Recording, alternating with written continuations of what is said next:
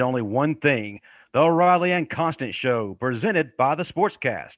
If you haven't yet, please subscribe on all of our channels: YouTube, Periscope, and iTunes. If you're on iTunes, please leave us a rating and review. Also, visit us on the sportscast.net for all of the up to date sports news. This episode is brought to you by Zach White, Realtor, LAH Homewood in Birmingham, Alabama. Many of you know Zach as someone who's actively been helping kids learn sports and life lessons through Soccer Shots, Wish to Enrich, and Iron Kids Ministries. Well, now Zach has a new way to serve others through LAH Real Estate. If you or someone you know is looking for a home or needing to sell, call Zach at 205 381 7050. I'm your host, Over the Hill Powerlifter, and 2003 Bama grad, Justin Riley. With me, as always, is the man who is an Alabama legend, all SEC linebacker, two-time author. And when Ric Flair said to be the man, woo, you got to beat the man, he is that man. Ladies and gentlemen, Marvin Constant. Hey, man. It's a pleasure to be with you again, as always, Justin. Roll Tide, Roll. roll Tide, roll. Yes, sir, and we rolling. Man, Yes. and we're going to talk about that, but we got to bring our guest in first because I know they got a lot to say. So last week, we had one of the best running backs to ever do it, and he took us through his journey. This week, man, we got another big show. We got gentlemen who set the standard at the defensive back position in college and in the NFL. We also have a comedy icon joining our big show. Hold on.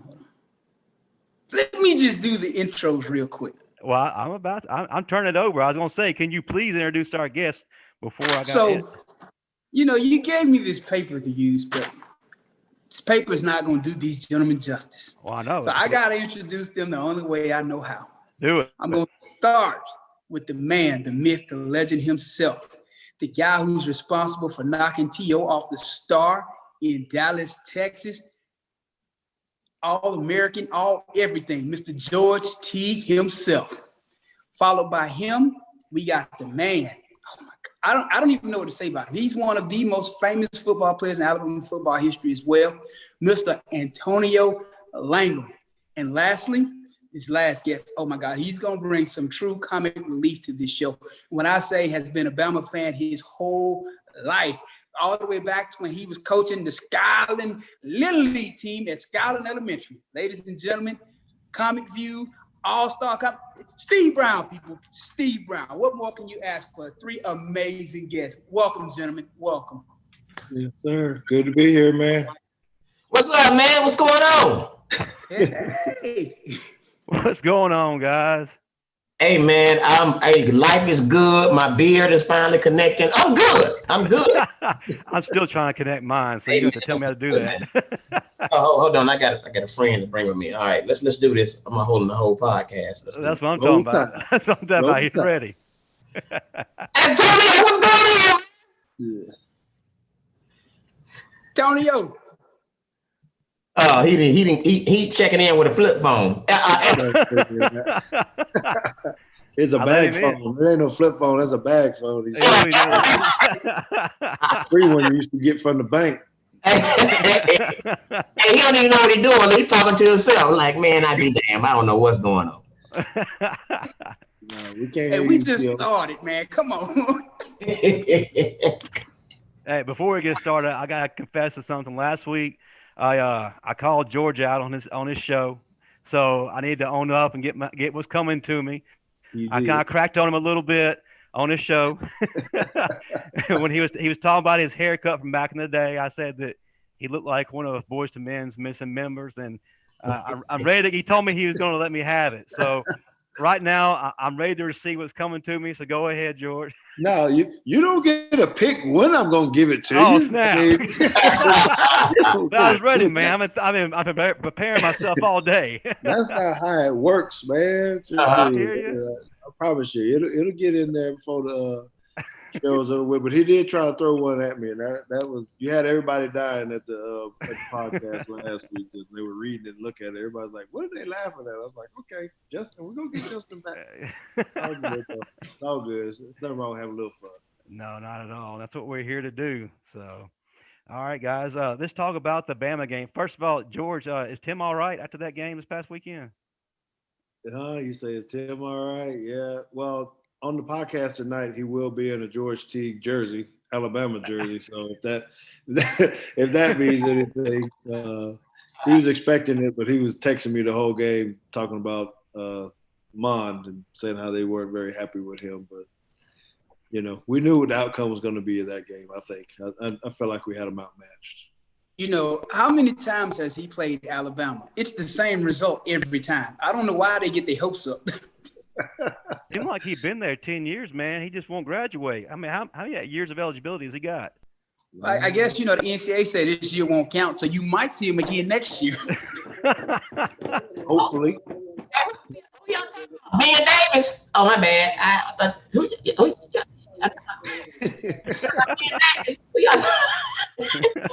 Ben Davis.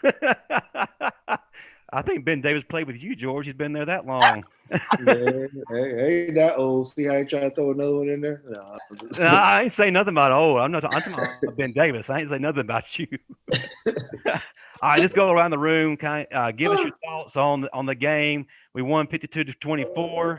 What is your first take of the game? George, we'll start with you. Then we hit you up, Stephen, and then Antonio, followed by Marvin. All right. I think we played well. At first, I was a little bit concerned. Is not the word. I just didn't know how well we were going to be with the pass. They were moving the ball up and down the field a little bit. And then as I began to see the defense start to figure out what was going on, I sure did feel a whole lot better. Of course, I wanted to see if Mac Jones was still going to stay on point with his passing game and leadership, and that all rose. So actually, by the end of it, I thought that we put together a solid game. I think there's still room for improvement, especially in the back end of our defense, whether that's the way we play the defense, not necessarily the talent. I just think there's some holes sometimes, and it's probably designed that way. But overall, I think it was pretty good. Steve, what did you see? I'm not gonna lie to you. I was impressed a little bit. I think the offensive line still needs to gel. I was disappointed. I'm sorry. I'm not a fan of it. And it's still not the Alabama defense that we're all about. These teams are racking up too many yards on Alabama, like when George and Antonio played.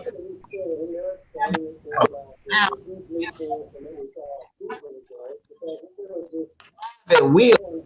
I don't know, if they I don't know what not the same.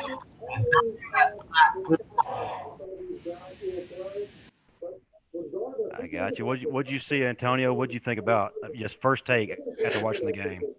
Well, can you guys hear me? Yeah. Yeah, we can hear you, man. Finally. I don't know, man. I just got out of practice, man. So I'm trying to make sure everything working at the school. But just watching the game, I felt like you trying to make a comeback? just watching it. I know. No, I'm not making a comeback. You don't have to ever worry about me making a comeback. I don't even play flag football anymore, so you don't have to worry about that. I don't even like to play catch anymore, so you don't have to worry about me trying to make a comeback. Everybody not built for a comeback anymore. But I did enjoy the game. Offensively, I knew we were going to be strong. I knew Mac would come back and he would get the job done. Offensively, our running backs are very good, Najee, and I was a little concerned about the receiving group because we lost some guys, some big time guys. But I didn't know a lot about what's his name, Michi, and I know Water will be good, but I wasn't sure about who that third guy would be. I knew Water and Smith was back, but I wasn't sure about that third guy. And but defensively, I was a little concerned about Malachi Moore. When you got a young guy, true freshman, coming in and starting at that star position, it's easy to find him and expose him because he hasn't had a spring and he didn't have much of a summer. So you put him in Nick's defense, and I played in that defense before, and it takes a long time before you learn that defense and you're comfortable in it to be able to play without thinking a lot. So then we'll have to be patient with that because there are going to be times when they're going to go at him and they're going to try to expose him. I'm pretty sure Lane will try to find him this week and go after.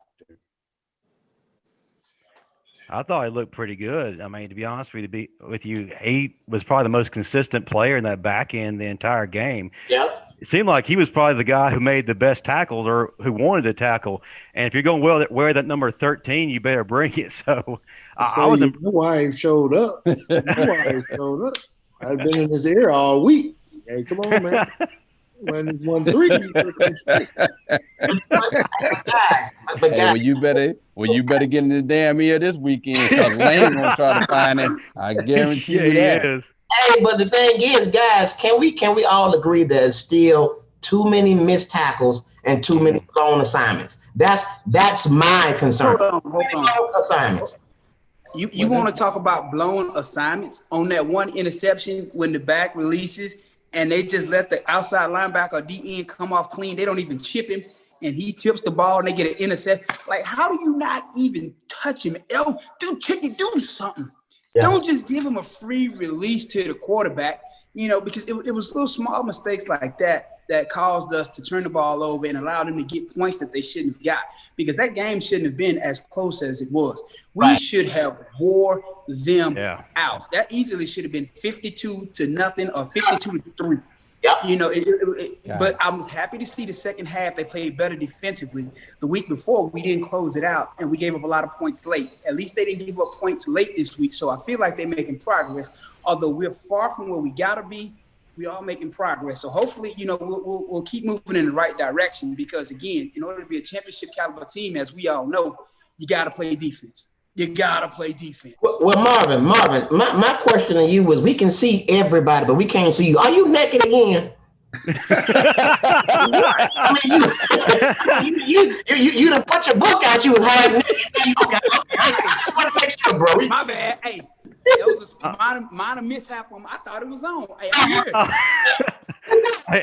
I thought it. I ain't got no bottoms on myself, so I'm cool. We good. Steve. So you said Marvin around here making them D'Angelo type video, brown sugar video. Yes, check out the Instagram. Good deal. Hey, Put your clothes on, Marvin. Hey, listen, word on the street. That strip that Teague did in the national championship game, he said that was a move you taught him in the CC. So, hey,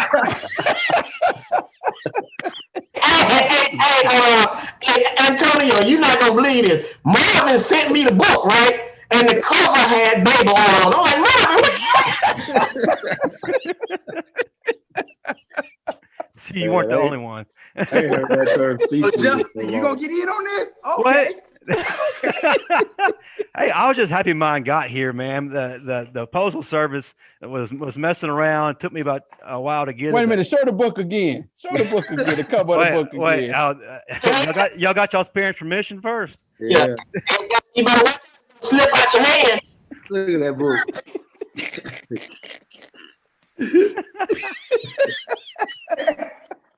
Hey, Marvin, we proud of you though, Marvin. Yeah, no doubt. That's good look, man. Because I ain't gonna lie, I'm around here with love handles and man boobs. So you good? I appreciate it. Langham said those are those water tattoos, the little stickies that you get out of the 25 cent machine. I didn't say that, Marvin. Man. So everybody just gonna go in on me today. Okay.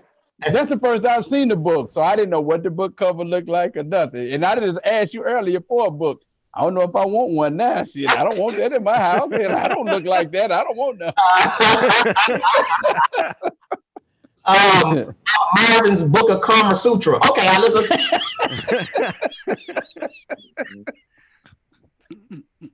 Justin, I don't think we're gonna get anything on this paper accomplished tonight. I really don't. I do want to know. We're going to have to start paying a fee to see your Instagram. Oh, Really, Justin? So that's I'm what we're doing? I figure since I got in trouble with George, I might as well go all the way around, you know? so Marvin, it's true you get ready to make Magic Mike 5? Hey man, no more jokes out of me. I'm done. Let's talk football. I'm good. We put a joke on Steve because he got that Raid bottle sitting right next to that food right behind him over there. Man. Hey, I'll tell you something. Let me tell y'all something, man. Real talk. People think Atlanta is really city and all that. Atlanta is country. I had a roach in here with a real human head on it. I swear to God. No. Well, y'all play too much, man. He said a real human. Man got the Raid sitting over there. Right next to the, Man. it look like some crab cakes he got back there. I ain't in there, Steve. You know I am not in there. I'm not in there. Hey man, somebody gonna have to pay. Let's make it happen. Let's make it happen. Yes, sir. Dick, I can't believe you did this to me. I thought, man, you was better than this, bro, but you gonna have to pay. Nobody's safe, man. Ain't nobody safe here. Hey Marvin, What you got for me? T got on the chain from the bathtub stopping.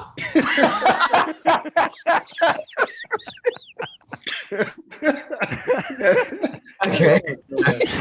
I I don't leave this alone. I'm already in trouble, so. That's that pure gold, man. Hey T, I'm gonna give you one else. I'm gonna tell you what I tried to do. I tried to move over a little bit so y'all can see the rain, but you see it. It don't matter where you move, it's there. Yeah, you should have moved. You just should have took that off the counter, man. I don't know why you got it up there. No, wait. Is that a sponsor? Is that why it's there? Is that a sponsor? Yeah. Hey man, y'all tripping, man. I thought we was talking about sports. Why y'all on me? Let's get it. All right, I'll reel it back in. All right, of course, George, Antonio, y'all are both coaches now. What was your players' initial reaction when they found out that y'all were, kind of a big deal? And, did they Google y'all? They're like, Well, I'll be honest with you. My when I first started coaching, I had my kids. They came to me and they were like, "Coach, you're the real deal, Coach." And I'm like, "So how do you know I'm the real deal? What you do? You Google me? You looked up my information? What did you do?" Guess what their response was? "No, Coach, you have your own Wikipedia page." So that made me have to be the real. Hey, Antonio, you can tell the truth. They had to go to the library and get on that fish machine where back when you played. Oh Lord. Hey, they talk about, well, Coach, we tried to find some video on you. I said, you got to look at VHS, son. That's what VCRs tell you about. Hey, them tape grainy. They like you playing in the snow. Non-HD games. The beta tape. I don't know about the beta tape. No, they had no clue about the beta tape. I don't know about that beta. But yeah, for me too, and this is funny that you asked that because just last week I had one of my players, freshman player, run up to me on the field, all excited, practice field. Hey, Coach T. He's smiling, so I'm like, what's going on? What happened today? Something happened, He's like, you're pretty famous. I said, what are you talking about, man? He said, I just watched a video of you hitting Terrell Lawrence. One of my friends showed me the video, and he said, I didn't know that was you and that you was my coach. And I mean, he just got all super excited and just ran off and just left me hanging after he told me that he thought I was cool or whatever. So it was a little bit weird doing that stuff, but we try to. So I have similar to Langham. We have a lot of guys that played. I got five of us on my staff all played in the pros. So we have some fun with it because we put a highlight reel together of us and compare it to our teammates and show it. So we get a nice little hoop and holler out of the guys when they see some of the plays that that we've made. So we kind of let them know about it a little bit. Well, you made the first mistake. Now you said that man's Hollywood. He's not Terrell. He's Terrell. Oh wow! He changed the spelling of it too. He don't even spell it with 2 R's and 2 L's anymore. Hey, but Yeah, He's no, terrible. real talk, real talk. That has got to be the best feeling in the world for one of your kids or just a youngster come up to you and like, man, I didn't know you were who you were. And they researched y'all and found out that y'all were really, really important, in Alabama football. And honestly, man, that to me, that makes me feel good for y'all. You know what I'm saying? Just a youngster to, do that. So, that's really cool, man. That's big ups to y'all, man. Just next time when they do it, tuck your chain in. Tuck your chain. So I'm going to deflect a little bit. So you ain't going to talk about Marvin's Kendra Scott necklace that he got on. Huh? Hey, I'm out of I know I got one of those from my wife, but I ain't sure. Hey, before the podcast came on, Marvin was doing this. Steve, did you cut the top of your shirt right there around the neck? Is you your shirt? Hey, look. Hey, he dressed like old middle school. Hey, he dressed like old middle school cheerleader. I thought he had a Hulkamania T-shirt from back in the 80s. Yeah, watch out, praise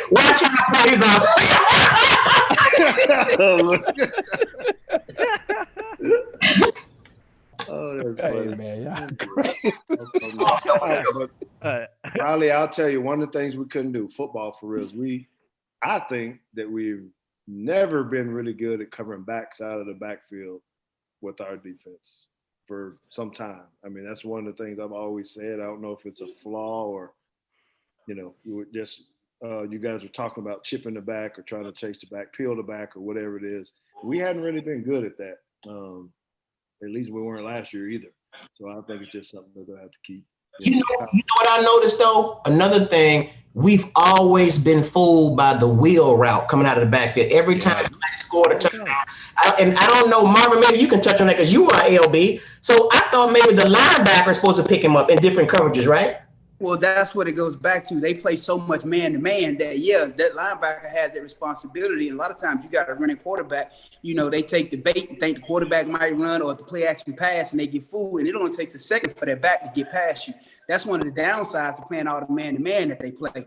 If you don't cover that back, he's going to be open the majority of the time because it's not like zone. And that was another thing. We left our flats wide open that game. It's like they were wearing us out in the flat. Nobody was covering the flat the entire game. I was like, what's going on? Yeah.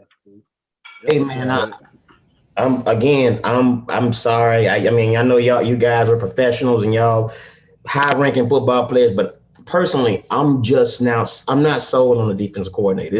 Like when y'all played in other years, man, Alabama defense had that spark. Now we just there. I mean, y'all wouldn't let people go up and down the field on y'all like that, man. I mean, I can remember that LSU game. They didn't get past the 50-yard line. Come on, man. Now people are marching all the way down the field. I mean, of course, offenses have changed, but y'all wasn't even bend but don't break. Y'all was break, period. Y'all ain't doing nothing on us. And it's like, man, I get so, I love Alabama football, but I get so aggravated watching the defense, man. So I don't know, man. I think in Charlie Strong over there somewhere, y'all need to let. Well, one of the things that we're missing, we don't have any edge rushers.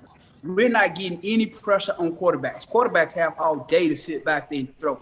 We're not getting sacks like we should. And quarterbacks just sitting back there just picking us apart. We got to get somebody coming off that edge applying pressure to quarterbacks.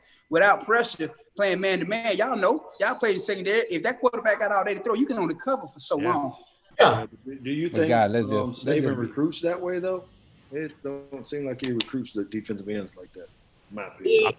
I feel like he had some, like Ben Davis been there for like 7 years, but a freshman came in and I don't think Ben Davis is 24 years old. Come on, man. It's and a freshman a freshman is starting from right here down the street from me in Hampton, Georgia. A freshman is starting. And honestly, Marvin, you hit it dead on the head. We're not getting any pressure on the quarterback whatsoever. What happened with that? I don't know, but it makes it hard to cover because you can't cover forever. I'm sorry. Nobody's that good. No offense to you fine gentlemen. Yeah.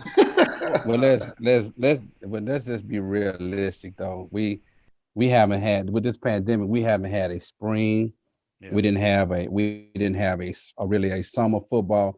So it's like everybody is lining up, just trying to play football, they're trying to learn and teach as they go because we miss so much football. So I try to tell people and I try to explain to them, you have to be patient with everybody, but not just Alabama, but every football team because so much was missed. And some of these guys needed the spring and they needed the summer to in order to be ready to go. And because so much has been missed, everybody just trying to play football so that we wouldn't go crazy without having football. So I feel I you. think we're gonna have to be patient and be so critical of what we see and watch. Antonio, it was like that last year too, and the year Yeah, before. I agree.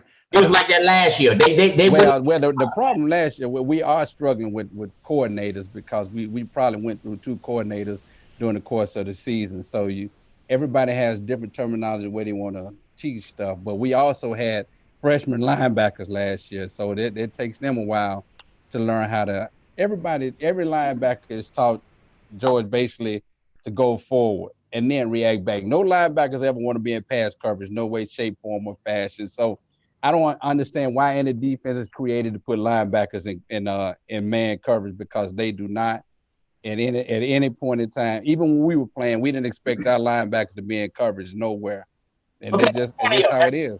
Antonio, I feel what you're saying, but why is it in my blue book that this is like the worst defenses Alabama's had ever? What? Yeah, see, y'all don't want to say what the problem is, but I'm a comedian and I can get away with saying whatever I want to say. This is the worst defense we ever had. Look, Marvin left. This is the worst defense, Hey, I'm right here, man. and this just what it is, man. The defense needs to be addressed. I'm sorry, it does, and it was like that last year. He said he was going to fix it. The same things that were happening last year are still happening this year, and I'm losing too much damn money on the defense. I'm a gambler, okay? I do. I second that, Stevie. You're absolutely right. And one of my biggest things is, George, you talked about this last time you were on my podcast about when you and Antonio were playing, y'all had this mentality like you weren't about to let anybody get more than 10 points a game against y'all. Exactly.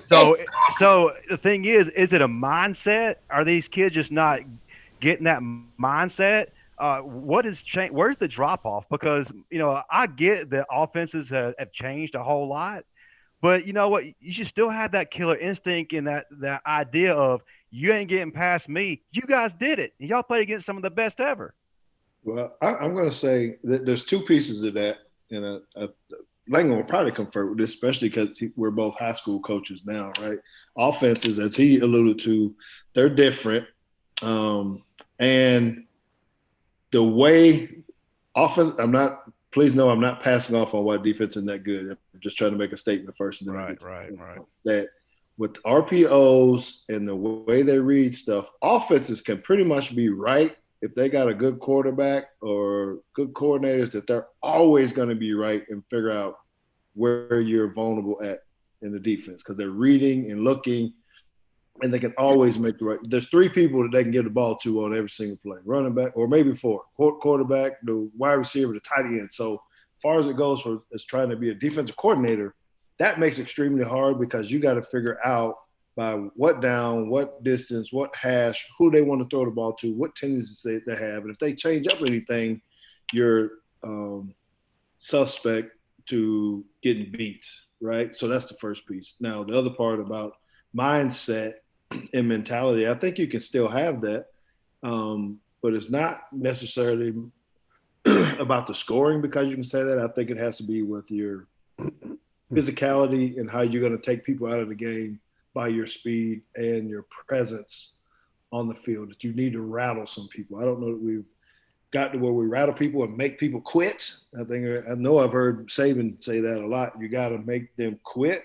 And that may mean giving up some plays, but when he catches it or when he's running it, he needs to feel it so that he'll think about it differently the next time. So I know I kind of went around the bush on that, but I really do think offenses are so complicated or easy for the offense and hard for the defense that it makes it hard to be, a very, very good defense like we used to be. Right. See, you see what you said? Used to be. You know what? Now, let me say this. You made a lot of sense, and you were so politically correct because you're a coach. I understand that. But what I'm saying is, you could look at Alabama. You could look at when you played, when Antonio played, when Marvin played.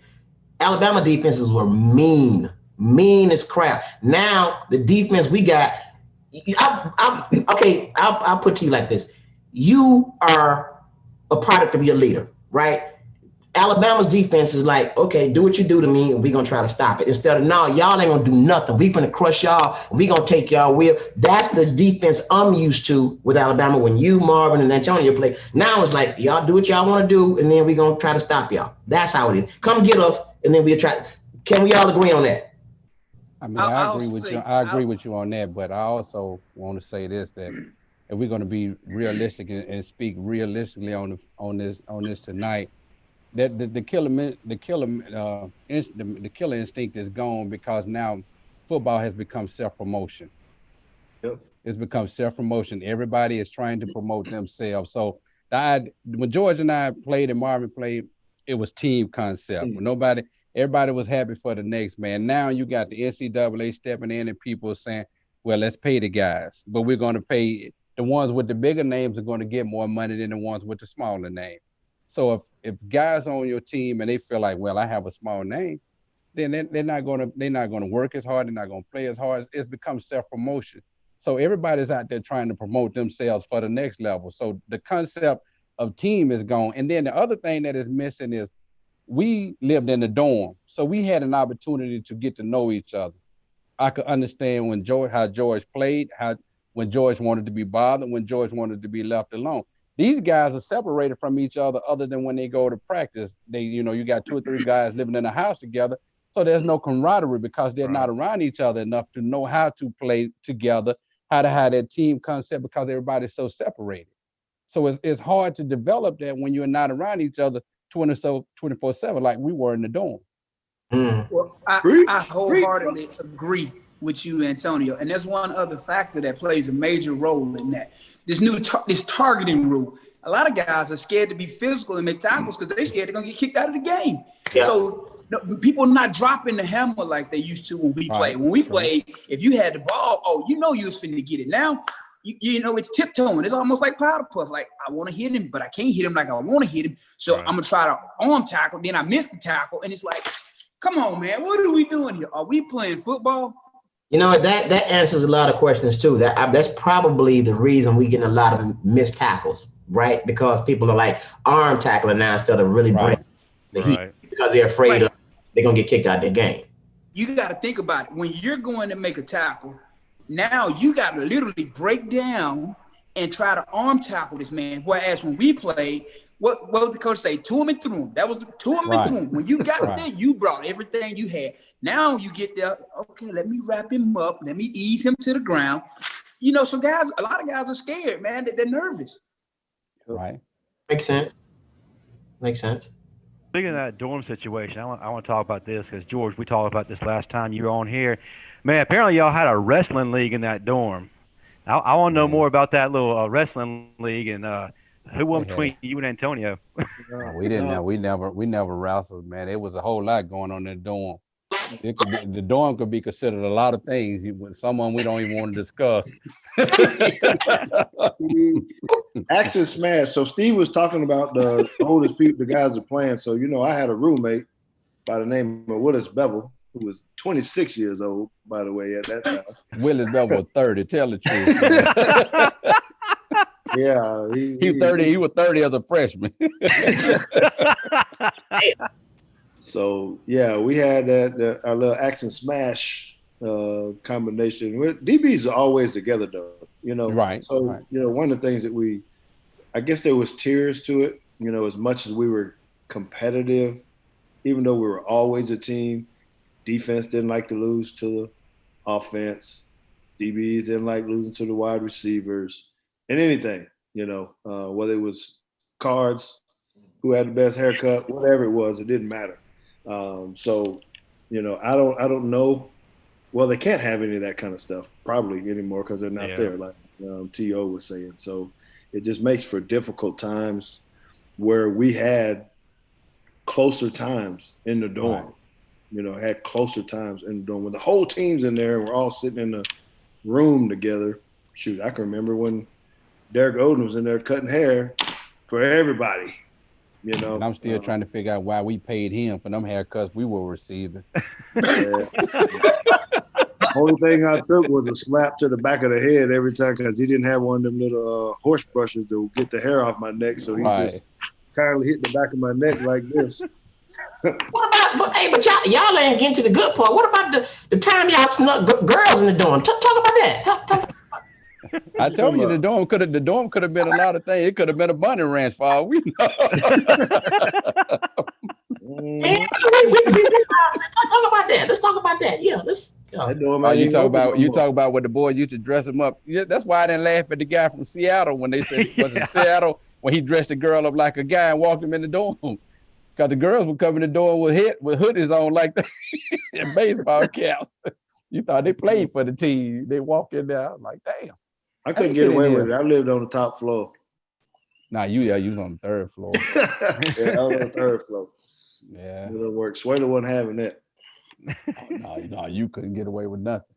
Yeah, you know how it is. It's all right though. I missed the you could have been like Willie Gaston. You know, Willie Gaston had 4 of them chasing him. The bus was leaving at 10:30. Willie Gaston had 4 girls chasing him through the dorm. He started on the first floor, went to the third floor, came back to the second floor, came back to the first floor, and the bus was leaving in 15 minutes. And I had to stop him. I said, "Look, man, y'all got to let him get dressed." So y'all follow him into his room and y'all beat him up in there and then let him get on the bus. Willie Gaston, hey, Steve, this is the truth. Willie Gaston comes to the bus and he has towels around here on the dress shirt, and he has towels around the neck of it. But the towels were completely red. They had scratched him up so bad. He gets on the bus. Coach Starler, he called me, he said, "Hey, 43, come here for a minute." He said, "How important is Willie Gaston to this football team?" I said, "Coach, we really need Willie Gaston." He said, "You better talk to him because I'm getting ready to kick him off this football team. If I got to sit on the bus and watch girls chase him through the dorm, I ain't got time for it, man." That boy there, man. I'm telling you, man, that dorm, the dorm life, I wouldn't trade it for nothing in the world, but there's a lot of stuff. If somebody wrote a book about the dorm, it would make a killing. It would. Don't do it. Tell it. Don't do it. Tell it. All right, I don't worry about it, Marvin. I'd never be the one to do it. I'm your friend. I ain't gonna say nothing. I am your friend. I ain't gonna say know it. I know it, but I'm not writing a book. You got a story, T? You got a story? T? Tell me, I'm your friend. No, all I can say is the basketball players were in the dorm too. So imagine that. Yeah. Yeah. Mm-hmm. Yeah. Story? Marvin, I'm your boy. We both from Tuscaloosa. Well, you got a story? Well, the beauty to when I came in '98, which was a few years after these fine gentlemen, they were renovating Bryant Hall. So we all stayed in the Highlands during the renovation process, and the team didn't move back into Bryant Hall until my senior year or my junior year. But by that point, they let us live off campus, the upperclassmen anyway. So I wasn't in Bryant Hall, only for dinner and ice cream. Hey, man, you know what? I'm going to have to go back to Auburn podcast because they tell every damn thing. This is... Well, Steve, I told you a few things. Now. Yeah. Tell Marvin not to look up and to the left because that's when they know you lying, man. All the psychology. Don't look up and to the left. Hey, Marvin, you know I coached with Wagons out, so you know they didn't told me about some of y'all little stories, man. So don't even go there, Marvin. Hey, Wagons out. They know all the dirt. So Wag tell me quite a few stories now. So. Just because y'all were off campus don't mean nothing. Y'all needed to be in the dorm. Exactly. We definitely needed to be in. Yeah, we stayed in a meeting with Dubos about something that we had done. Like, y'all, is this really appropriate? College, coach. Who had more girls chasing after them, Gaston or Palmer? Freddie Millens. Freddie Miller. Hey, don't say nothing about T.O. T.O. need to donate some of that money to the school, man, because I'm I'm sitting here looking at get your team some Nike stuff or whatever. You got that Russell jacket on, man. That's what y'all sponsored by, Russell. No, man. The baseball coach gave me this, man. What are we doing, man? This not even a football jacket. I represent the baseball team too. The baseball jacket, man. Hey, he got a football team wearing FUBU.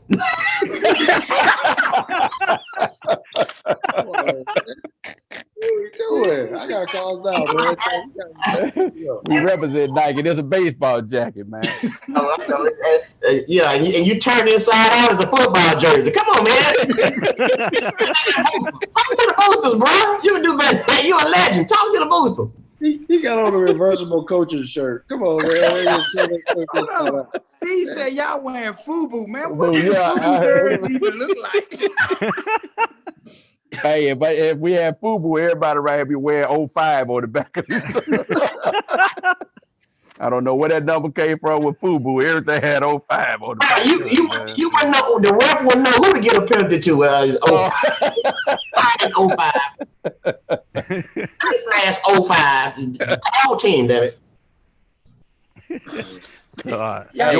Hey, Steve, I'm gonna give y'all a good story, right? You gonna die laughing at this.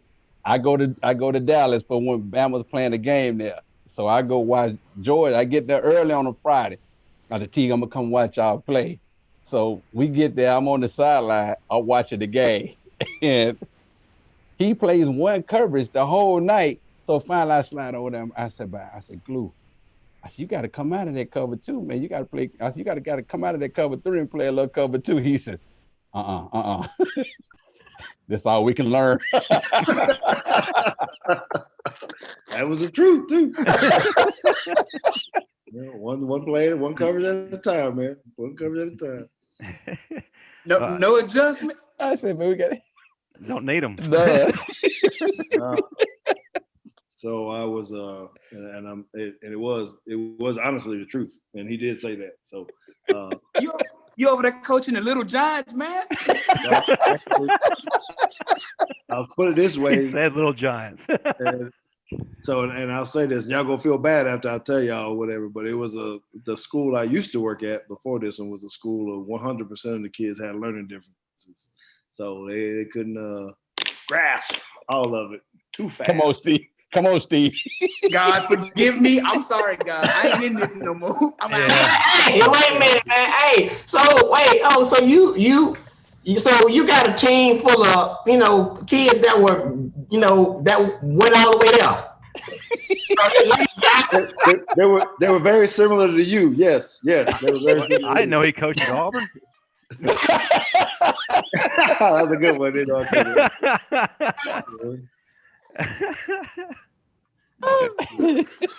And shit like, hey man, I get it. But hey, great patience. Good. That's good for you, man. Good for you. Yeah, I appreciate it. Hey, listen, man, I'm gonna have to pop off though, because I gotta get up the road and start getting over to my Yeah. Tell us a little bit about your show before you pop off, George. So, that didn't sound right. I swear to God, that didn't sound right. Ain't no poll involved or nothing like that. That didn't sound right. You said you had to pop off. Go ahead, bro. That did not sound right, T. It's not this kind of show. Yeah, not that kind of show. We did that cover anyway. Anyway. So yes, I do have a podcast called Teague's Take. We do it on Tuesday nights. Right after this, we're gonna start up at 8. We're talking a lot of Alabama football, so I am gonna be talking about y'all. Langham have been on there. I'm gonna have to get you guys on here. What's wrong here? He got the bubble gut. he moved that rage. You shamed him too much. Hey, he doing all that joking. He tried to hit me hard too. So. But anyway, I gotta get over. Guess who I got on tonight? Langham, he was close to the other time, whatever. But I got Bill Curry coming on tonight, head coach. You got Coach Curry coming on there tonight. Yeah, I know he's been on with Justin before, and I'm get to talk about. Yeah, man, that's the man that got me into Alabama. They recruited me up in there. So, hey T, I found one of the heavens from one of your ex-teams. So look, that's what he had to go. So yeah, your old team. I just thought, Steve, where'd that raid go? hey man, stay out my business. Stay out my business. What is that though? Can you tell us why you got that? Hey man, I got it from all your old teams. Don't worry about it, bro. Just go on with your podcast and go on with the. Is there a camera on the top of that helmet? What is that, man? That what you ride your bike on when you going through the neighborhood? That's your bike riding helmet? Hey, No, man. for real though, Steve, he was coaching at Central Tuscaloosa. For real though, seriously. Yeah, he was. Coaching who? He was over there. He was over there for real. Central Tuscaloosa. Oh, For real. okay. Is that what? Where's that coaching at? What position did he coach? Who? What position? That I don't know. That I don't know now. You want to tell it? Y'all gonna make me crap up, man. Talk about it. He was Steve on my line. What's that? What? Yeah. That you were coaching at Central Tuscaloosa. Oh no! I played at Central Tuscaloosa. I coached at Central Tuscaloosa, and I coached. What position did you coach? LBs and DBs. How about that? I know a little bit about football. I didn't play much, but I studied the game. You see, y'all played and y'all was sorry, and I studied and I'm good. Study? You mean Tecmo Bowl? Yeah. Well, you need to study how to wear shirts because that cutoff shirt with that V-neck that you just put in there ain't cutting it, man. You ain't representing as well. My head was too big. I had to cut it, bro. Hey, it is what it is. I didn't want to say nothing about that, but hey man, it is what it is, man. I can take a joke and deliver them. I'm good. I'm better at delivering them though. So All right. Well, y'all do me a favor and make me a promise that when I log off right here, that y'all ain't gonna talk about me for the rest of the show. We're not. Hey, but I noticed, that you got one blade on that ceiling fan. You finna go put some more blades on it. So. Since you brought that up, why the hell you got 3 doors right next to each other in your damn room right there? What are them doors going to, man? Because this the room I grew up in. I'm at my mama's house. Now what? I had to move back, bro. Oh, man. Some bodies in one of them or something, man. I don't know what you're doing, man. Y'all don't let Langham off the hook either. He got all them hats on the wall. See, y'all missing everything. Y'all ain't paying attention. He got some hats up there that's 10 feet up in the air. No, he can't grab them. Look at that, man. That's not my station right there. That's not mine. So I don't understand, man. You got some good eyes. You can see all of this, but you couldn't see when that wide receiver ran by you. I don't understand that. No, that ain't happening. That wasn't me, dog. That wasn't me. I don't think anybody ran by him. Hold on. They ran by me. They got caught. Hey, T, before you go, I just got one question. All right. What's the funniest thing that ever happened on the field while y'all two was playing together? I know something happened in a game while y'all two was playing together on the field. I probably would say Langham, admittedly by his say, he used to like to gamble. And I don't know if this is funny or more scary to me because he would tell me sometime, "Hey, Teague, I'm gonna blitz or I'm gonna jump this route, get over the top." And like, whoa, that's not how shit happens because that's how I get caught on ESPN. So hey, I'm going, man. And that, so he would intentionally jump some routes a whole lot of times, and it wasn't funny because I had to be the one to get back deep when I might be supposed to be the one to make the play. That's how he ended up breaking my record. Yeah, I'm bitter about this, man. As you bring it up, Marvin, he done broke my record, interception record, because he gambling and telling me to cover up for him. So I need a jersey or a payday or something like that. You don't need one of them FUBU jerseys. No, you don't. You have a whole shipment of FUBU at your house tomorrow, overnight. That's right. So what you saying is Tonio was that one that said ain't no I in team, huh? Yeah, that's right. That was the beginning. Remember when he was just talking about what did he say? Self-promotion. He was in the Hey, Steve. Right. Hey, Marvin, I'm like Kobe. Ain't no I in there, but it sure is the ME. So, Anyway, I gotta get Man, back to the drive. it's a pleasure, man. I appreciate you coming on again. Had a great time, brother. And I'll be tuning in to your show tonight. Thank you as well, brother T. And hey, whenever you want me on your show, I'm ready. I got you. I will be hitting you up and having you guys on. I appreciate it, brother. Hey, man, appreciate you too, man. I'm a fan. We'll see you. I'll see you in Tuscaloosa in a year whenever COVID chill. All right. There we go. All right. Bro. All right, Glue. Speaking of gambling, Antonio, isn't that how the famous Florida play kind of happened? Now that George gone, we can tell the truth. I used to have to cover up for George's ass all the time. That's what I had to do. I had to play a lot of man-to-man to help George out. That's why I was gambling a lot. So I'm gonna let him have that moment. He know why I had what I was gambling for. That's how he went in the first round, because of you. Yeah, me playing a lot of man-to-man, letting him freelance. He owed me some money. They talking about me sending him a jersey. You need to send me something. I didn't want to play man-to-man all the time. So the famous Florida. You said the famous Florida play, right? Did you say the famous Florida? Yeah. That wasn't no play. He was in the wrong coverage, and the quarterback threw the ball, and he was in the wrong cover. He just happened to be there. Actually, I was in the right coverage. I wasn't doing the right thing. If I had to play it right, if I had to play the coverage right, I would have never been there. You know what? It's something, Marvin. I've been wanting to ask you this for years, man. I remember I was watching. I think it was a goal line stand, and you tore your ACL, right? Yeah. My question is, how the whole damn team tear their ACL? It was like you and something else.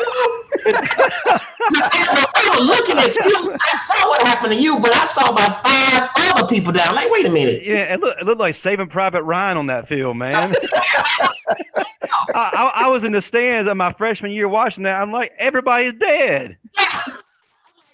Did the whole team get chopped block? What happened? Like, Man, I did this to you. We gonna kill him. We gonna kill him. Very tough, like I the whole was, team. I was about to start praying for that whole family's team and start a relief fund for their funeral. I know you were scared because of course the ACL is terrible, but Yeah. I know you did. You couldn't have looked up and saw all that crimson around you laying down. Everybody on your team tore their ACL that day. I'm like, damn, we just gonna, since Marvin down, we gonna tear our shit too. We gonna just do the family. And it was look. And did the other team score? Did they score on that play? They scored, didn't they? No, they fell down they too. didn't score. Okay. They didn't score, and time ran out. But the funny thing about it, I was actually talking to LSU's quarterback. It was about a year or two ago, and he said that Donardo told him to just run the ball. And I'm like, I was supposed to be covering the tight end man-to-man anyway. Hell, he was wide open in the back of the end zone. All he had to do was throw the ball. My man in the back of the end zone wide open because I was playing run the whole time.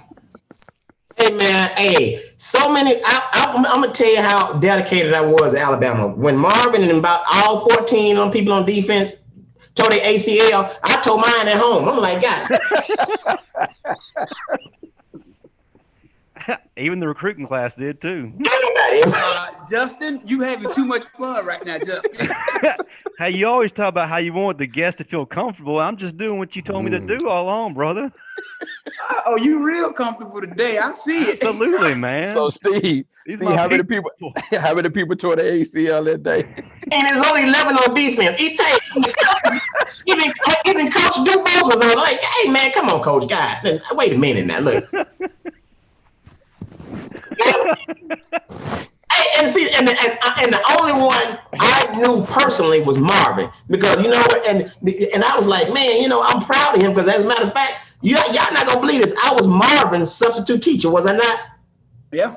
I knew him back then, so I'm like, I'm watching, I'm a fan, like, okay, I taught this kid or whatever, this and that. Well, I didn't really teach, I was in the class joking and shit, but anyway.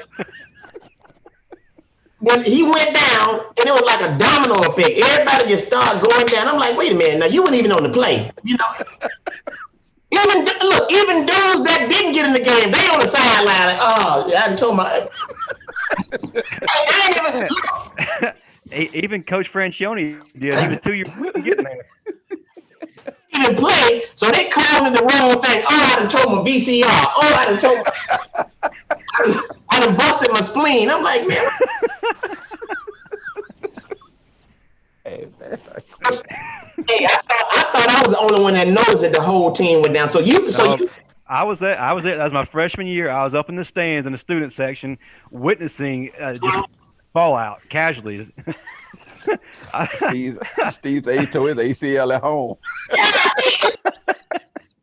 I'm a Bama fan, man. I mean, you know, how the team go, that's how I go, man.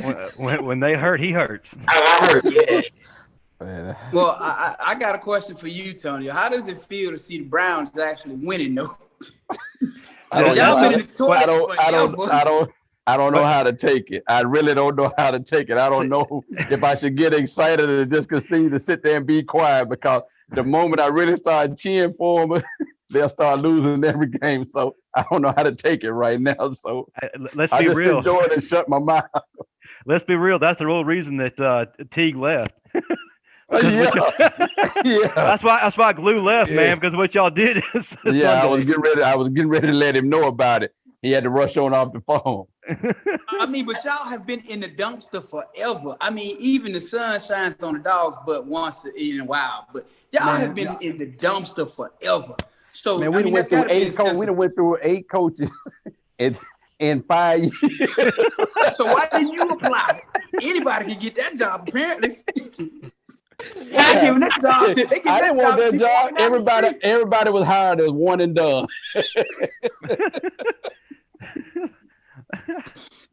They say the only qualification is you had to have on a headset before. Y'all got McDonald's cashiers in there. Y'all got everybody showing up for the job. That is true. When Freddie Kitchens took the job, I knew the offense was going to be inaccurate. So I'm like, and slow. And very slow. Throw hard, it's gonna throw hard, but it's gonna be highly inaccurate. So I'm like, we're gonna throw. I can't promise where it's going, boys, but we're gonna throw. We're gonna add out. I will say this: there are 2 Alabama guys on that Browns defense right now. That might be the reason right there. Well, you know, I think right now Alabama players are dominating the league right now as far as number of players. Yeah. But I will say this: I'm really not a fan of pro football. I love college football because you know you got something to prove and you're really trying to get to that next level. Right. It's harder, but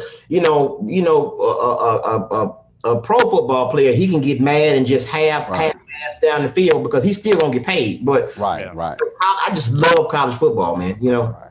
Yeah. I agree with that. They played harder in college. It's a lot more. I'll take it any day over pros. That's just me. You know, I will.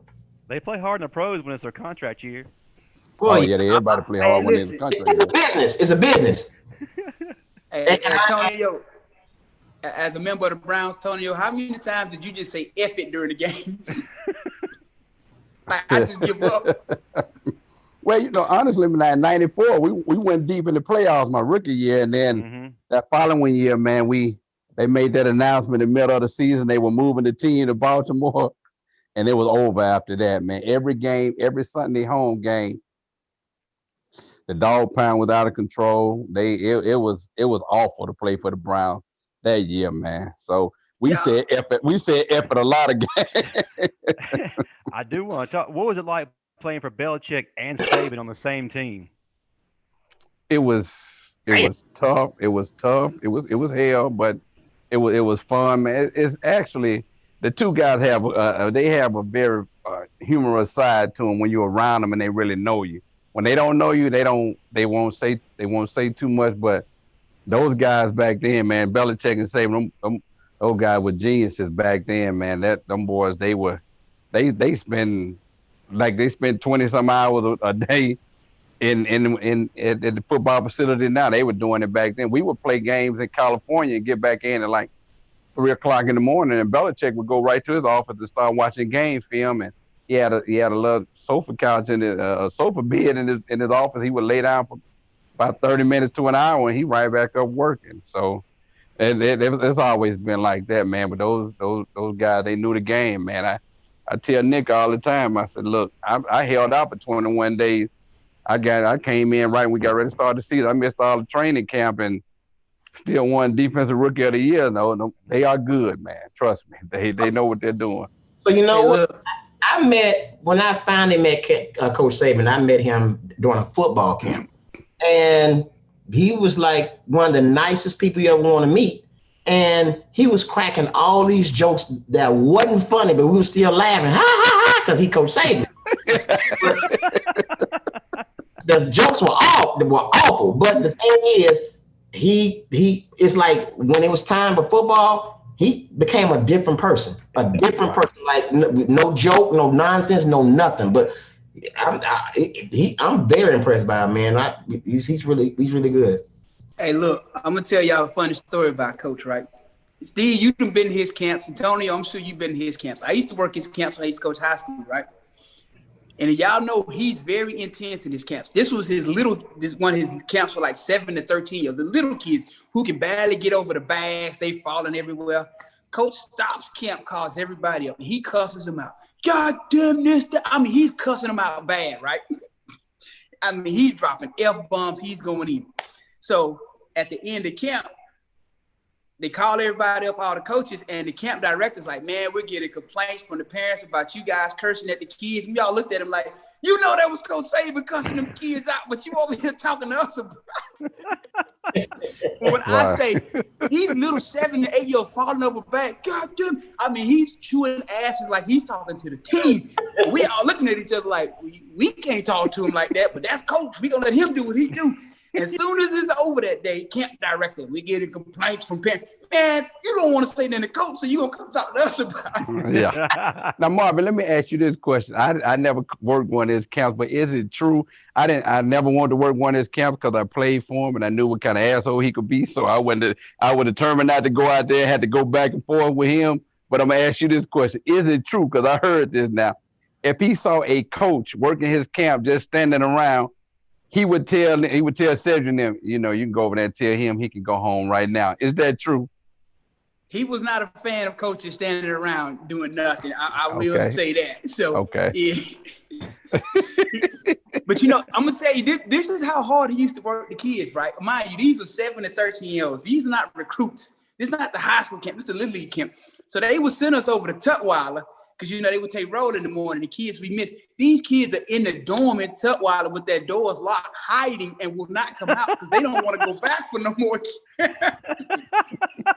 in the room hiding. Like, now, my mom and dad, they sent me down here. I didn't want to do this.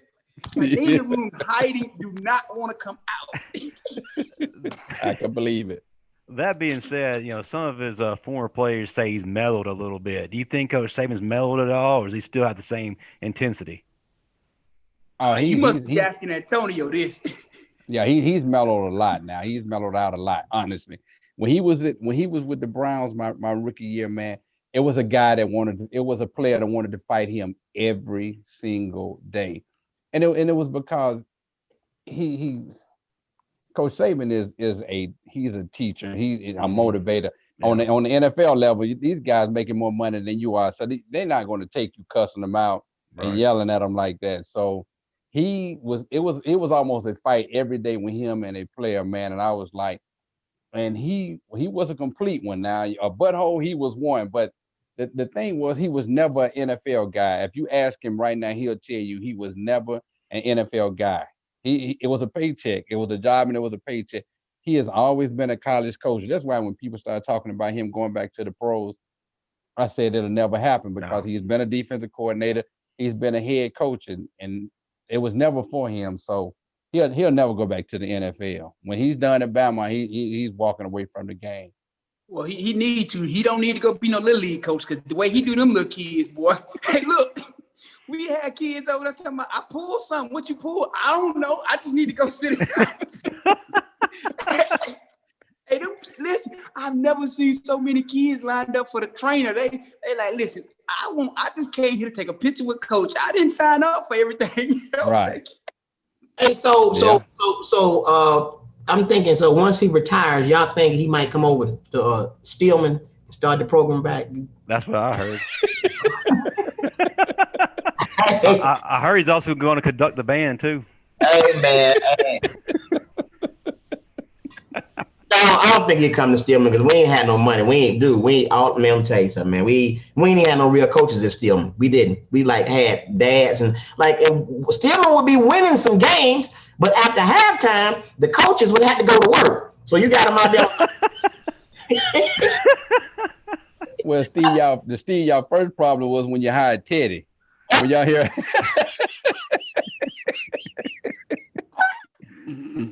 So we ain't had no coaches in the third quarter because all of them, they out there with their Walmart vests on and they got to go to work. I'm like, man, what are you doing? So, by the third quarter, down there, BF Goodrich. Hey, Marvin, by the third quarter, Teddy was already in the stands hanging out, talking about how great of a coach he is. Man, Stillman ain't hiding it. Yeah. Hey, then Bob, and then he had Pierre on the staff, so you know it was headed in the wrong direction. You know it was headed in the mama in the stands. Look, I was on the staff, so you know it was headed in the wrong. Hey, when they interviewed me for a coaching position, they asked me point blank, "Do you know anything about football?" I was like, "Yes, sir." You know what you want to coach. Hey, maybe this is an opportunity for you, Antonio. I mean, here in Jackson, we got Coach Prime, and why don't you follow his footsteps? No, sir. No way. No. College football requires too much. You got to be on the road recruiting for 3 or 4 weeks. I know. No, sir. Prime can have it. Prime took that job in Jackson. Yeah. Somebody will watch a little poodle for you. The dog will be all right. You can go on the road. And all his hats back there. That man don't want to go on the road because if he come back and somebody and got one of his FUBU jackets, he gonna lose.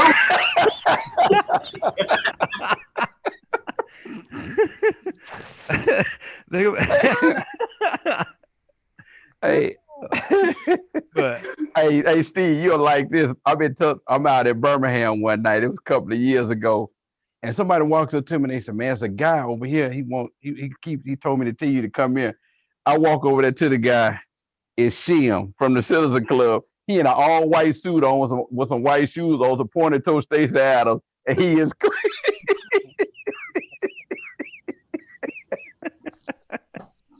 Hey. He said all them free drinks, it's time to pay up. Oh, yeah, that's the first thing he said. "Man, much as I took care of you at the Citizen Club, man, buy me a couple of drinks." You know how he talk. I said, "Shim, I got you, man. Whatever you want." Hey, Steve, Tonio probably got mason jars sitting at home on the counter. Choice and all that. I did take a few out of there now. I will say that. $5 Long Island IT and a mason jar about that. A jug. Hey, Steve, if he did come there, they all get new uniforms. How you think they look in that FUBU? Man, what? But they're like, the alumni be like, "Man, these new uniforms look all right, but why they all 5?" Well, they would have so much swag, but all of them still had the same number, 05. Fans in the stands and be confused. Is that the year they graduated? Or what was that? Oh boy. Man, I appreciate y'all having me on. I got to get out. Me too, man. I got to get out of here too. All right, man. I don't really have to go, but the minute's running out on my computer, and so I got you. Well, man, pleasure having you guys, man. Definitely an honor to have you and Teague as well, man. It's a blessing. We really appreciate y'all. Hey, man, I will say this is the most fun I've had on the show ever. Appreciate it, man. I bet Teague at home in the mirror like, "Man, you talked about my damn chain." Hey, Steve, you know there wasn't no chain. You know Joey had on a choker.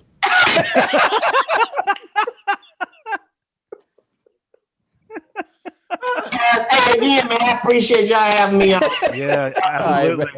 I'll let y'all, man. All right, fellas. Thank you. All right, got you. Roll Tide. Roll Tide. All right, Marv, you ready to hit some predictions now? Yeah, I You can't need even a minute? focus. You need some water? Prayer? All right, let's do it. All right, man. All right, number 22, Texas versus Oklahoma. Loser Bowl. I gotta go Yeah, that's with what it is. The Big 12 has turned into the Big One. right. They call it the Red River rivalry, but or it used to be the shootout or something. But clearly, Something. it's right. I'm gonna take Texas. All right, I'll take Texas there too. It's really whoever's not the worst. Right. Next, we got a surging Tennessee Volunteers at number 14 playing Georgia. Is this a trap game for the Bulldogs, or the Bulldogs roll? I think we're going to see what Tennessee is really made of. We're going to see if Coach Pruitt has actually made the necessary adjustments, mainly being up front. Can your defensive line hold up? Can your offensive line reestablish the line of scrimmage? Because whoever can do those two things, that's who's going to win that game. And I'm going to go out on a limb, and I'm going to take Georgia. Oh, I'm gonna take Georgia Thought I was too, going to say but Tennessee. Huh? I really thought you, and I wouldn't have faulted you either, because I really feel like this is going to be a battle. I think Tennessee will probably play the best game they played in a long time. Pruitt will have them ready, no doubt, but I don't quite think they're there yet. But I think One more year. they are going to make life difficult. So I'm going Georgia, and like maybe 3 or 4 points. All right, Virginia Tech against UNC. I'm going to take Mac Brown and the Fighting Tar Heels. They're a much improved team. Virginia Tech's been battling COVID. I mean, they've been missing a lot of players. So, it's been plug and play for them. So I got to go with North Carolina. I didn't realize this, man. You know that the Fighting Mac Browns are sitting quietly at number 8 in the country right now? Yeah, making a lot of noise. Yeah, they are. That's a team to watch, man. Definitely watch them when they play Clemson. So, yeah, I'm going to go with the Tar Heels as well. All right, number 4, Florida against Texas A&M. I'm taking Florida all day. Texas A&M, as always, all hype, but they never produce. They never live up to the hype. So I'm going to go with Florida. Got to go with the Gators. What do you think about the Gators defense? I know they're killing it on offense. Kyle Trask, Kyle Pitts, lighting it up, but their defense is giving up, I think, around 30-plus points a game. What's going on with the Gators there? You got to make those improvements. One thing about football, you can only win championships if you have defense. Very valuable. You see a team all offense win a championship. So maybe, it's just from the lack of reps, the lack of spring ball, no real training camp. But they have the players to do it. So I think it might take them another game or two to really just put it all together. But I think they'll be fine. Right. I'm going to go Gators too. All right. Auburn versus an upset-minded Arkansas after they took down Arkansas. Bacon bits it is. It's funny. Everybody was riding on the Leach train, and it just got derailed. The bandwagon toppled over. So they derailed some money out of my wallet too, because of that. God. and they say it was mainly because of not having Colin Hill there. Colin Hill is good, probably one of the best running backs in the country. But how does one player stop you from beating Arkansas? Why do you give up so many points? Colin Hill is your running back. That has nothing to do with your defense. Thank you. And you got Errol Thompson, who's supposed to be one of the best linebackers in the country right now. Right. So, yeah, I will go Hogs here as well. That's going to be my upset pick of the week. All right, number 1, Clemson versus a very good Miami team right now. Who's the Miami real deal? Is overrated. Overrated. Clemson's going to beat them by at least 17 points. Not even going to be – that game is going to get out of hand early. Yeah. And there's going to be no looking back. I agree with you. I like what's going on in Miami. It's good to see the program back up on its feet in a positive direction. But they don't got those horses like Clemson's got. I think that they'll get hyped up and they'll make it close for a little bit. But overall, like you said, man, Clemson's going to run away. The turnover chain will not leave the jewelry box. At all. It won't even have to be polished. Right. The turnover chain will be non-existent. You won't see the turnover chain. Yeah, I gotcha. Okay, of course. You're going to see the apple turnover. I agree with you there. All right, game of the week, Alabama versus Ole Miss. Nick versus Lane Kiffin. What do you like about this game? I mean, it's exciting. I think Lane's going to come with the offensive game plan that is going to be a phenomenal game plan because, from working with Nick, He knows what Nick wants to do on defense. So if anybody knows how to exploit Nick's weaknesses, it's Lane Kiffin. And, he's a great offensive mind. So Lane's going to pull out some plays that's going to get the matchups that he wants. And we all know if Lane's getting the matchups that he wants, he's going to score points. And with the points that we've given up against Missouri and Texas A&M, I think this game is going to be a lot closer than people give Ole Miss credit for. Because, again, Lane knows Nick's weaknesses. He knows what to do to exploit him. So I think it's going to be a close game. And with all the points we've been giving up, I'm going to take Bama 49-34. Wow. Yeah. First of all, Ole Miss is always getting up for Alabama. It's just for some reason that's their national championship. They're always going to be up to play us. But now they got Lane Kiffin there, who's going to make life a little bit more difficult. And like you said, he's going to find ways to exploit our weaknesses, especially with the way he has Matt Corral playing at quarterback. Mm-hmm. And he's got those good receivers, Elijah Moore, and forgot the other guy's name. But, man, he's got the offense rolling. And, of course, our defense still has not gotten things together, so it makes me a little bit nervous. But I do still think our defense is a lot better than what Ole Miss's defense is. So, in this contest, a former assistant will not upset Nick. So I'm going to go 45-28 Alabama. The tide shall roll. Absolutely. And, this is an important game to me, man. I'm in Mississippi. My whole family are Ole Miss legacy. My Thanksgiving's on the line, brother. So I need a good sound victory so I can enjoy my turkey. You'll get it. Don't worry. You'll get it. Yes, sir. Yes, sir. All right, brother, let's talk about your book. We talked about it before we logged in. Great things are happening. Give us an update. Tell us where you're at there. Oh, man, the book has been phenomenal. If you follow me on my Instagram, Constant45, or on Facebook, Marvin Constant, you've seen all the pictures of all the people with my book, taking pictures, posing, just sharing all the love. We're approaching almost 300 sales in a matter of weeks. The book is doing phenomenal. So if you hadn't got your copy yet, you better go ahead and get it because, again, the book sells itself. Again, I'm sitting here 41 years old in the best shape of my life. So, for the price of a cheeseburger, $12.99, why wouldn't you want to change your life? And with that book, I have noticed you've got some hoodies and some T-shirts out there too. Tell us a little bit about that. Oh, yeah, the 40 Plus Strong, my workout line, my gear, man. Yeah, so I'm actually in the process of introducing that line, my 40 Plus Strong, as well as I have a supplement line coming out as well under my 40 Plus Strong brand. So I've been working to make sure that the supplement line is exactly what I want, that I'm getting the results that I want. I've been testing it out for a few weeks now. So when it's finally ready and it meets my standards, the 40 Plus Strong supplement line will be available for sale as well. But I can assure you this, I will never bring a product out that is not going to give you the results you desire. So I'm excited about that, man. I know you have a high standard, so what you're about to put out has got an even better standard. So really excited about that. All right, tell us about next week's show, what you got lined up for us. Next week is going to be the show of all shows. I thought tonight was. This is going to be a good one, too. So next week, we're actually going to do our Strength Coach special.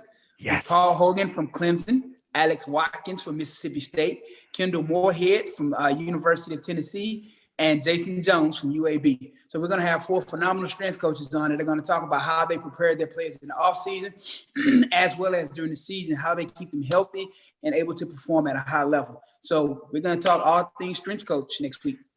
I'm excited about that, man, especially being a fitness guy, and I'm a power lifter too. And, this fits right in your wheelhouse too. We're going to have a lot of fun here. Oh, we're going to have a lot of fun. So I got to get the six-pack ready for that one so I can just – Oh, you mean get it ready, man. It was already ready. It wasn't ready a few years ago, but it's ready now, though. All right, guys. If you have any questions for us or any upcoming guests, feel free to reach out to us, the Riley and Constant Show at gmail.com. Also, Marvin, tell us your Twitter and Instagram again in case anybody missed it. Twitter, Constant451. Instagram, Constant45. Facebook, Marvin Constant. We also going to have a quarterback special coming up very soon. You're not going to want to miss this. So And- quarterback special is probably going to be after the strength coach special. And trust me, people out there, you don't want to miss it. It's always a big deal. So, Yeah. all right. Y'all can find me on Twitter at Justin Riley7, on Instagram at Justin Riley_7. Visit us on the sportscast.net. Any closing remarks, Marvin?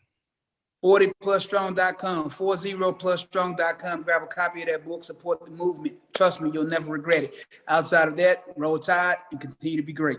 Absolutely. Roll Tide. Great show.